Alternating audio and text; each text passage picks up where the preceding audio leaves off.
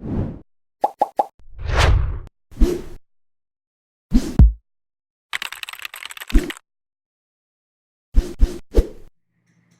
a gente começa agora a seção 19.4, que trata da pressão, temperatura e velocidade média quadrática.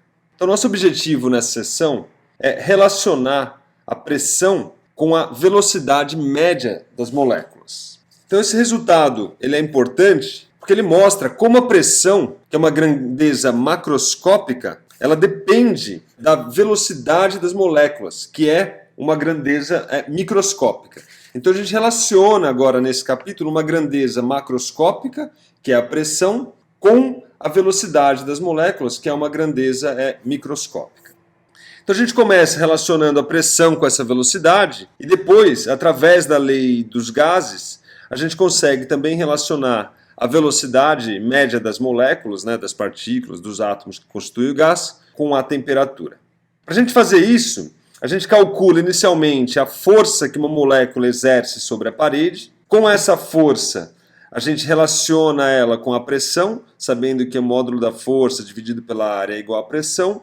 E se atentando que a taxa de variação do momento linear no tempo é igual à força, e se atentando que o momento linear tem uma relação com a velocidade, a gente consegue então relacionar a velocidade com a força com a pressão, e, consequentemente, relacionamos então a pressão com a velocidade média das moléculas. Então vamos lá começar a seção 19.4. Então considere inicialmente N mols de um gás ideal que está aí numa caixa cúbica de volume V. Então você tem uma caixa, dentro dessa caixa você tem confinado um gás e a gente está olhando aí uma molécula, uma partícula desse gás. Aqui a gente vai considerar que esse gás está confinado a uma certa temperatura T, fixa. E a pergunta aqui é qual é a relação entre a pressão P, que é exercida por esse gás sobre as paredes da caixa, e a velocidade das moléculas. Então é isso que a gente vai tentar deduzir, a relação entre a pressão e a velocidade média dessas moléculas. Bom, as moléculas do gás no interior dessa caixa aí, elas estão se movendo em todas as direções e com várias velocidades, colidindo uma com as outras, ricocheteando nas paredes, como se fossem bolas de tênis, batendo ali em todos os lados. Nesse momento aqui, a gente vai ignorar as colisões das moléculas umas com as outras, e a gente vai considerar apenas as colisões elásticas com as paredes. Então a figura nossa, ela mostra uma molécula de um gás típico, ela tem uma certa massa m e uma certa velocidade v. E essa bolinha aí, que no caso é a nossa molécula, ela está prestes a colidir com essa parede aí sombreada em amarelo. Como a gente está supondo que as colisões das moléculas com a parede é elástica, então quando essa molécula colide com a parede, a única componente da velocidade que muda é a componente x, se atentando que a gente está considerando a colisão aí na parte amarela.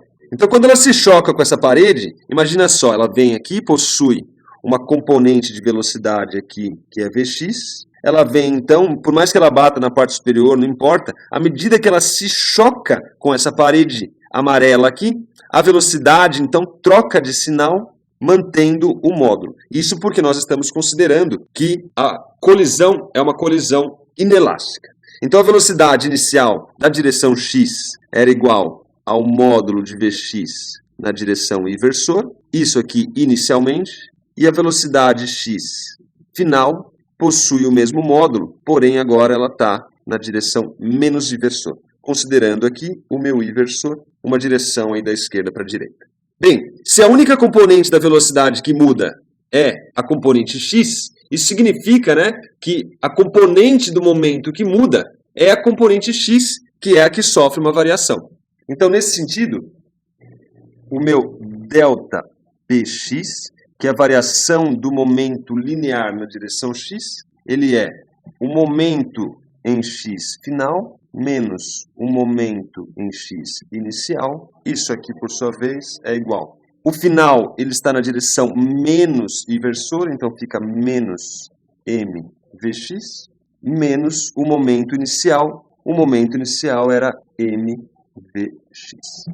Naturalmente, aqui a gente está olhando a variação do momento na direção x, focando inicialmente na direção x. Isso dá, então, que a variação do momento ao se chocar com essa parede em amarelo, nada mais é do que menos 2mvx.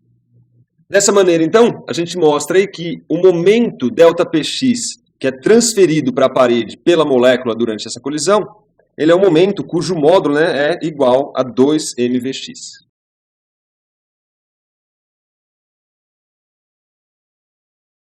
Bem, vale frisar, né, que essa molécula da figura exposta aqui, ela se choca várias vezes com essas paredes diversas, inclusive com a parede sombreada em amarelo. O intervalo de tempo ΔT entre essas colisões é basicamente o tempo que a molécula leva para se deslocar até a parede oposta e voltar.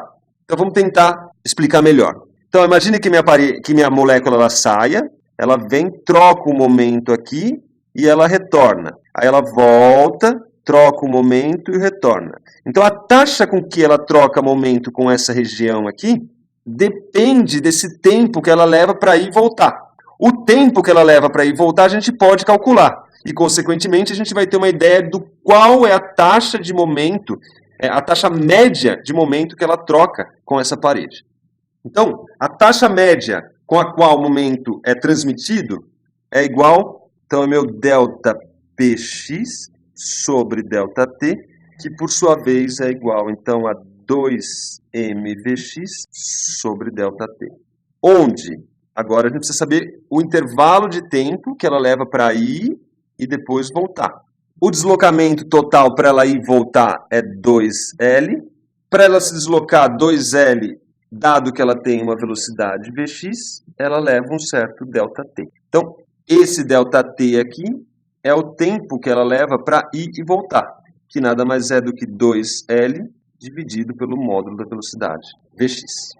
Substituindo, então, eu tiro que ΔPx sobre ΔT é igual a 2mvx sobre ΔT, que é 2L sobre Vx, o que me dá, então, que o ΔPx sobre ΔT é igual a mvx ao quadrado dividido por L.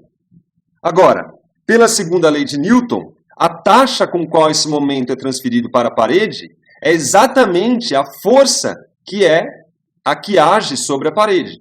Então, para a gente determinar essa força, a gente pega agora e relaciona, então, essa variação do momento linear com a força. Pela segunda lei, a gente já sabe que o meu F nada mais é do que dp dt. Agora, nós queremos, de fato, a força total que essas moléculas, né, exercem sobre a parede. Então, para a gente determinar essa força total, a gente precisa somar, então, agora, as contribuições de todas as moléculas que colidem com a parede. Esse resultado aqui, a gente está olhando para uma molécula que tem uma certa massa m, que foi lá e trocou momento com a parede do meu recipiente. Agora eu vou somar, então, todas essas partículas para ter, então, essa força média que está atuando sobre a parede. Além disso, o nosso objetivo aqui é relacionar a pressão com a velocidade das moléculas. Então a gente sabe que a pressão, e não confunda esse P aqui com o momento linear, então aqui é pressão. Ele nada mais é do que o módulo da força dividido pela área. No nosso caso aí, a área era L ao quadrado, se atentando que a minha caixa tem ali L como comprimento, somando a contribuição de todas as moléculas. Então a gente tem que essa força média nada mais é, aqui ó, nós temos a taxa de variação do momento, que é relacionado com a minha força Fx. Logo, vou somar todas as contribuições de todas as moléculas, se atentando que cada molécula tem a mesma massa, então isso aqui vai ficar a massa, velocidade x da partícula 1 ao quadrado, dividido por L ao cubo, mais a massa, velocidade de x da partícula 2 ao quadrado, dividido por L ao cubo, mais a massa, a velocidade da enésima partícula na direção x ao quadrado, dividido por L ao cubo. Aí você pode se perguntar, mas da onde saiu afinal esse L ao cubo aqui? Ele saiu porque a taxa de variação do momento é mvx ao quadrado sobre L. Como já tinha um L ao quadrado aqui, apareceu então o L ao cubo. Isso aqui pode ser escrito colocando em evidência as massas, e o L ao cubo, a massa sobre L ao cubo, e aqui então a gente tem Vx1 ao quadrado, mais Vx2 ao quadrado, mais Vxn ao quadrado. Agora, a gente trabalha um pouquinho mais essa soma dessas velocidades aos quadrados. A gente pode trocar essa soma dessas n moléculas, dessas n velocidades, pela uma velocidade média dessas moléculas. Então, basicamente, o que a gente vai fazer é trocar Vx1 ao quadrado mais Vx2 ao quadrado mais Vx3 ao quadrado mais Vxn ao quadrado por o número de moléculas vezes a velocidade x ao quadrado média. Isso aqui não é exato, mas é uma excelente aproximação quando você trabalha com um número muito grande de moléculas. Você troca todas as velocidades, visto que cada molécula tem uma velocidade distinta, por uma velocidade média e multiplica, então, essa velocidade média pelo número enão, que é o número de partículas. Essa soma do lado esquerdo aqui se aproxima a enão vezes a velocidade x ao quadrado média. Agora, o número de moléculas, enão, ele também pode ser escrito em termos do número de moles. Como a gente já viu, o enão é igual ao número de mole vezes o número de Avogadro, o que implica, então, que essa somatória aqui, vou escrever em termos de uma somatória, de I variando de 1 até enão de Vxi ao quadrado, é igual a, trocando enão por número de mole vezes o número de Avogadro, que multiplica Vx ao quadrado médio. Dessa maneira, substituindo na pressão, a gente tira então que minha pressão ela pode ser escrita como sendo N vezes Na vezes Eminho vezes Vx ao quadrado médio, tudo isso dividido por L ao cubo. Agora, eu ainda posso escrever o meu Eminho vezes Na em função do que a gente chama de massa molar, que é a massa de 1 mol de gás. Dessa maneira, então, eu consigo escrever minha pressão como sendo Eninho vezes Emão, que é a massa molar, sobre L ao cubo, e isso aí que multiplica a velocidade x ao quadrado média. Substituindo o L ao cubo pelo volume, porque o volume do nosso recipiente é dado por L ao cubo, então a gente tem que a pressão também pode ser escrita como sendo Eninho, que é o número de moles, vezes a massa de 1 mol de gás, que é a massa molar, dividido pelo volume, vezes a velocidade em x ao quadrado médio. Mas vamos além. A gente pode também trocar essa velocidade x pela velocidade total. Como a gente faz isso? Bom, se atente que a velocidade média ao quadrado nada mais é do que a velocidade x média ao quadrado mais a velocidade y média ao quadrado mais a velocidade z média ao quadrado. Agora, existem muitas moléculas e elas estão se movimentando em direções aleatórias. E nenhuma dessas direções aí é privilegiada. Então, o número de moléculas que se deslocam para a direção x, na direção y, na direção z, em média, elas possuem a mesma velocidade. Ou seja, a velocidade média em x é igual à velocidade média em y, que é igual à velocidade média em z. É de se esperar algo assim, visto que não existe nenhuma direção privilegiada. Então, se atentando a isso, aproximando então Vx médio ao quadrado igual a um Vy médio ao quadrado, que por sua vez é igual à velocidade z média ao quadrado, a gente pode escrever tudo em termos de Vx médio ao quadrado, então troca aqui por Vx, troca por Vx, porque são todas iguais.